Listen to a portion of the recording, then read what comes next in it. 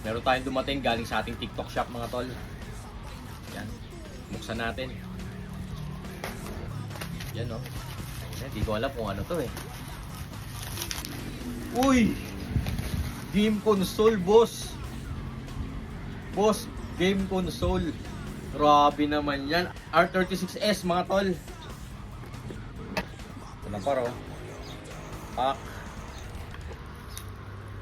Yun no. Yan yung linalaman ng karton mga tol. Ayan yung kanyang user manual. Tapos meron pang kasamang pamunas yan ng ating game console. At Type-C naman ang kanyang charger. Meron tong 15K plus na mga retro games. Kaya wala kang kabitin-bitin dito par.